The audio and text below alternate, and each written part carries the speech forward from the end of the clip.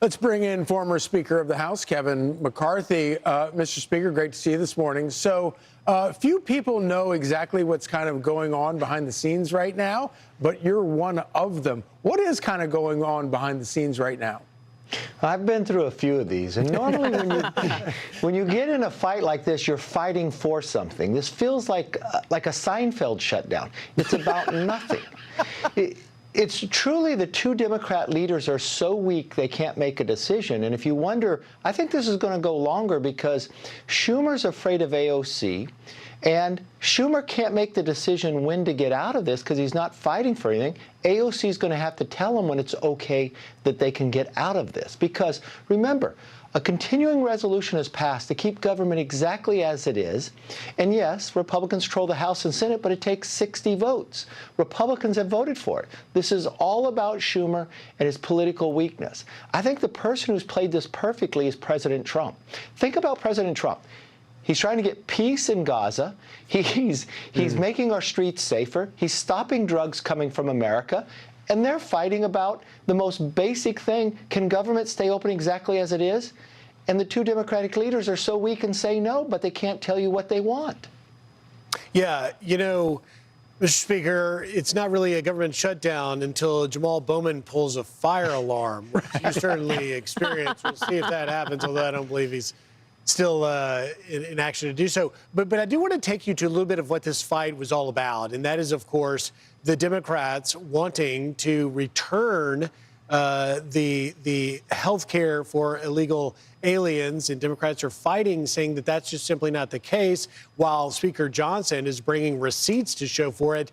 One of the specifics in that is the part that pertains to California that you are well familiar with. Can you explain so there's no confusion here? Yeah, because in California, they will pay for the health care of illegals, and they take the federal government to actually pay for that. But let's think about that. This doesn't have to do with that part if the Democrats really wanted to fight for that, because it doesn't make a change right now. This is just keeping government open. That would be 7 weeks from now when they would do appropriations. The Democrats voted 13 times for a continuing resolution, even while President Trump was president. So what changed now? Schumer got too much pressure. Remember the last time he voted for this, he had a new book coming out. Did you ever hear about the book? No, because he got so much political pressure, he couldn't even go on the book tour. This is purely about political weakness in the Democrat leadership. It's a sign that the Democrats need new leaders in the House and the Senate. And really, think about this. If Hakeem Jeffries was a strong leader, would Nancy Pelosi stay in Congress this long? She should retire. Schumer, these two Democrat leaders come from New York, but they can't even decide whether they're going to endorse the Democrat nominee for mayor. They didn't even engage in the race if they didn't like Mandani to have somebody else. That's the sign of real weakness, and that's why President Trump has broken the Democratic Party. They're in disarray. They can't make a decision, and now the American public is actually suffering from it.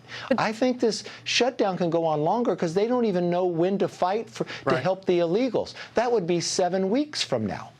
You know, but exactly. I mean, Speaker, if they don't know what they're fighting for, you know, how do you end it? That's the difficult part, because really the people that can decide when you end it is AOC. She's taking Brooklyn kids on tours to Schumer's office while Schumer's not there. There is no stronger sign of weakness by this leadership of the Democratic Party than this. They're going to wait until the masses tell them it's okay. They're not the leaders. Former Speaker of the House, Kevin McCarthy. Kevin, thank you for your insight. Thank you, sir. Thank you. Have a good weekend.